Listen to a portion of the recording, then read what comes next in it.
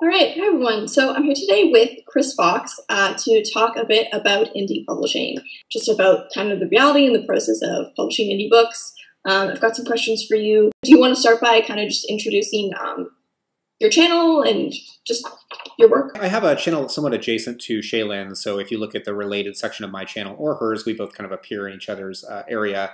I also make videos about writing. Mine are, I do have some craft stuff, less of it than Shaylin does. A lot of mine is marketing, and then I've also done a number of novel challenges where I'll actually write a novel on camera and show you exactly how I'm doing all the plotting and editing and then what happens to it after it gets published. And through the course of doing this, since 2014 is when I got started, I have sold something like 300,000 books. I now have 20 novels out and 7 nonfiction. So I've been pretty prolific. I make great money. I do this full time. And the channel that I've got set up is YouTube/Chris Fox Writes. So you'll find, again, very similar videos to Shaylin's. The first question, kind of, I think, just like an interesting one to ask anyone in indie publishing is, why did you decide to go the indie route? So when I had first started publishing back at the beginning of the millennium, I got a short story published through a magazine called The Rifter. And they paid me $75 for my story. And I just did some math where it's like, okay, if I'm a software engineer, I can make 6 figures and live very comfortably, but I'm never going to sell enough fiction to make a living. So when I finally got involved myself, I wasn't really trying to make any money. I figured I'm never going to be able to land a publisher or get them to publish my novel. And I was dating the woman who is now my wife, and I just wanted to impress her. And I figured, you know, she's read some of my fiction and she likes it. If she sees that I published a novel, you know, maybe I can get her to agree to that ring, which did work out. So it worked out in my favor. But that was why I chose to go indie publishing, just because I didn't see a concrete benefit to going through a publisher. Yeah, totally makes sense. Yeah, I mean, actually, it's interesting that you mentioned how little money you can make through selling one short story. Mm-hmm. Same thing. I just sold a short story. It's like, oh, man, I spent a year and a half on this. Here's $100. You know? It's just painful. Yeah. So the next thing I want to ask is, you publish a lot of books, and you publish quite frequently. How do you produce so quickly?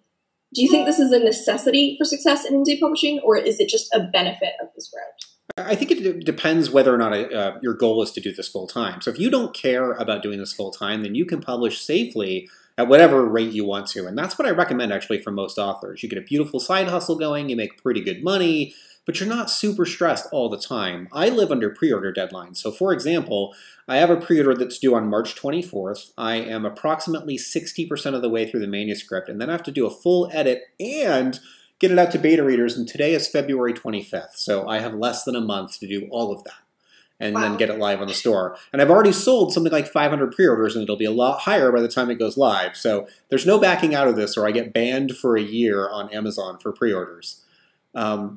Yeah, it's definitely a crazy life to choose, and it's not the only way to do it. Anyway, it's definitely a crazy lifestyle. It's not something I recommend for every author, but I mean, if you do, it's very, very lucrative if you can produce quickly.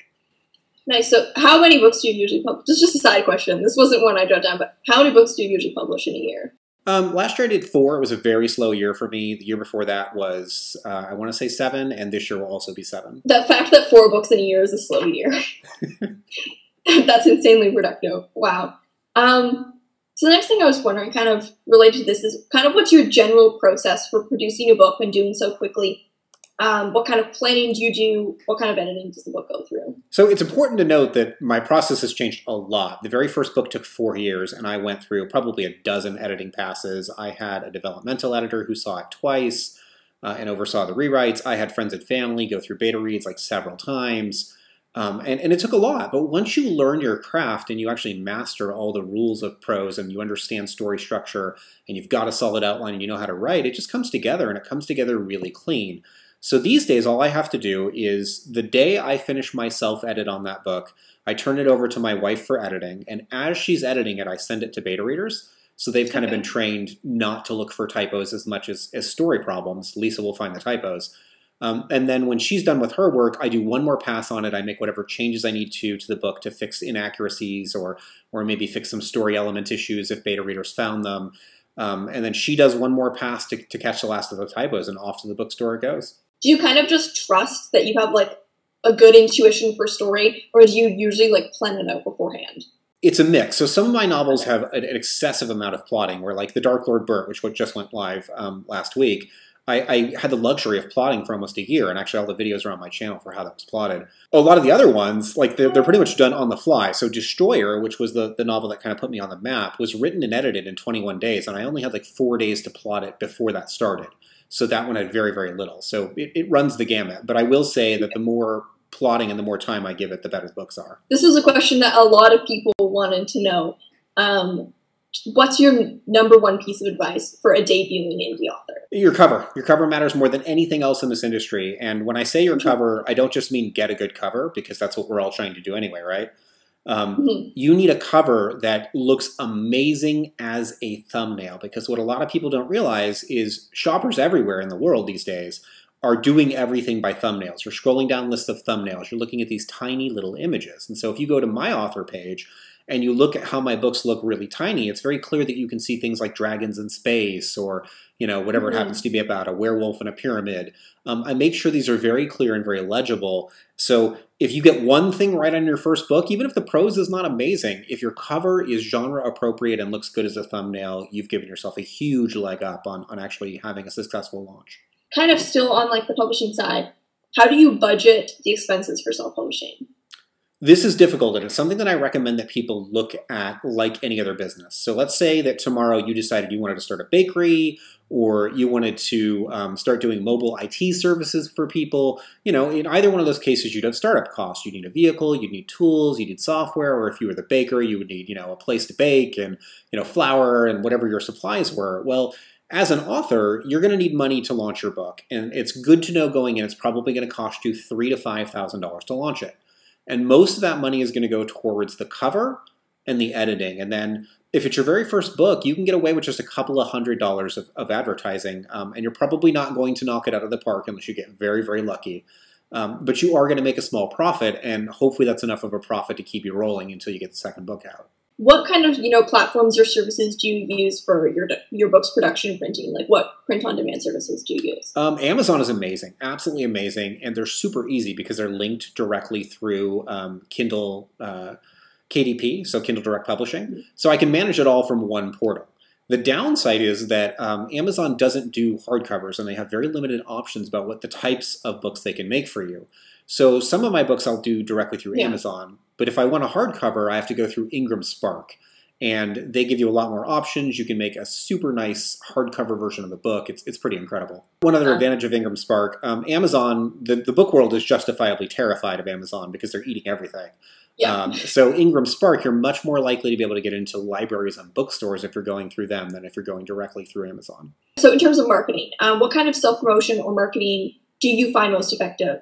Like Facebook ads, working with other writers, going to events, etc. The #1 form of advertising that you can do is to befriend the other authors in your genre. Find the top people, see what they're doing, and just start to get to know them. And like through osmosis, you'll start understanding what works.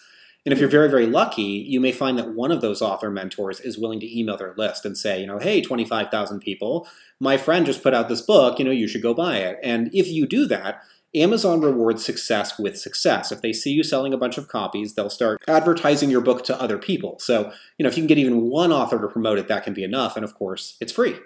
Ads are great. I spend between $3,000 and $6,000 a month in advertising to make 25. So it is wonderful to be able to advertise, but until you got a bunch of books and a lot more expertise, it may not be worth it. How do you continue to promote books on your backlist? Or do you just mostly rely on your new release? I made the mistake during my first couple of years of not doing much with my backlist. And what happens when you're doing that is you're running from new release to new release, where if you're not putting out a new book, you're not making any money.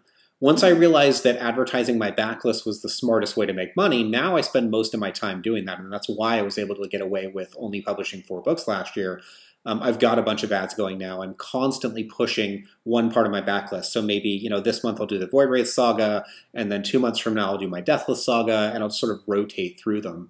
And that seems to work really, really well, but I'm always promoting something now, because if I'm not, it's just money left on the table. What advice do you have for a successful book release? Plan it way, way in advance. So make sure that you are 3 months out and you know exactly what you're going to be doing, whatever you can afford. And that can be going to promo services like eReader News Today or Free Booksy and setting up promotion with them, or BookBub.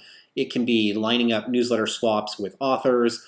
But your goal should be to have a 7-day window where every single day you've got some form of promotion for your book, be it paid advertising, authors promoting you, you're telling, like maybe there's a Facebook group in your genre and you're saying, hey, Facebook group, my book is out, but you're always doing something every day. And if you can sustain that for a week and you do it well, Amazon will basically take over for a little while and start promoting your book for you. So by your process, you're kind of planning the release maybe like before the draft is even done. Oh, absolutely. Yeah, so I'll have a cover before the book is even written, and I've shown that to fans, and I'll get them excited about it. I'll usually have a pre-order up like a month in advance, and all this is happening way, way before the book is coming out. The good news, though, is that if you fail your launch, if it doesn't hit the numbers that you're after, you can always relaunch a book later, and that's up to and including unpublishing the current version and republishing it, even with a new cover. The last question, this is kind of more of a loaded one, but I think an interesting one to talk about is, in some circles, there seems to be a stigma against self-publishing. Do you find this is changing, and how can we continue to support self-published authors? I do, and we talked about this a little bit in your interview, and when I got your opinion of it, and so we have the same opinion. The problem with self-publishing is because there's no gatekeeper, anybody can toss a manuscript up, and that means that you end up with questionable quality in some areas. However, you now have a whole bunch of publishers who are doing this professionally, and when I say a whole bunch, I'm talking many hundreds. We span every genre, where we're putting out a more professional book than traditional publishing is doing. I bought a copy of Jurassic Park recently, and it's very apparent that they took a manuscript, scanned it in, didn't read it, and then published it. There's probably 400 typos in that book. Like every page has at least 2 typos. And this is Jurassic Park. So if that's what's happening, with traditional publishing, we as indie publishing are realizing you can't get away with that anymore. And it's almost like we're reaching a point where our processes are more refined if you're at the upper echelon, if you're a 6-figure author kind of making a good living doing it. I think in the future, there's not really going to be a delineation. So if you're the average reader, you have no idea who publishes a book. You know the author is sometimes, like they may not even know the author when they're reading a book. And if you ask the average reader reading a forgettable book, what are you reading? They'll tell you the title, but they, again, may not even know who wrote that. Will notice is typos. And so regardless of whether or not you're trad, pub, or indie, yeah, you've got to up your game, because there are people that are doing so. And if you're not competing at that same level, if you still have a bunch of typos and problems with your book, people are going to get frustrated and they're going to stop buying it. I don't know if there's anything else you want to, any kind of final words of advice or wisdom that you have on this. I guess if I was going to say anything to any brand new author that's watching this, it sounds crazy, the idea that you could make a 6-figure living as an author selling your stories, but it isn't. If you put in the time, if you do the work, if you are always reading and writing and learning, you can get to a point where you do this for a living, and it's a heck of a lot more fun than having a day job, let me tell you. Go around hearing that it's basically impossible, and so they just think that it's not worth, that there's kind of no way, there's not worth trying, that it's not even about hard work, that it would just be about a stroke of luck that could never happen to them. No, you work hard and you can do it. Yeah, the money's there if you do the work. Yeah, I talked a bit about your platform at the beginning, but yeah, I just want to close off with kind of like where we can find you, and I don't know if you have anything you want to mention about your book that's coming out relatively soon. I don't have a book I'm trying to promote actively. I've got 7 nonfiction books, and I have a super secret one coming out. I guess I'll really reveal the title here. It's called Ads for Authors Who Hate Math. Well, that's me. Yeah, so it teaches people to advertise, but it does so in a way where you don't have to as closely track cost per click and read through and all this crazy stuff, but can still make a profit doing it. And I have a course that'll be going live around the same time. I can be found at chrisfoxwrites.com or YouTube/chrisfoxwrites. I've got a couple hundred videos available, and I'm always adding more, just like Shaylin is. So you guys are welcome to those resources and the articles I put on my site. I am more than happy to answer questions. If you don't find something you need, just shoot me an email, and I'm happy to help. Great hearing from you. And yeah, just if you want to hear the other half of this video, I answered some questions on writing degrees and kind of the academic side of writing and what that involves, and if it's worth it, over on Chris's channel. Yeah, and I'll have a link to that, which I will probably post in the comments. Well, thanks for having me on, Shaylin. Yeah, thanks for being here. That was super, super valuable, I think. Super great to have someone who's just like knows so much about it and publishing and has been super, super helpful. Thank you so much.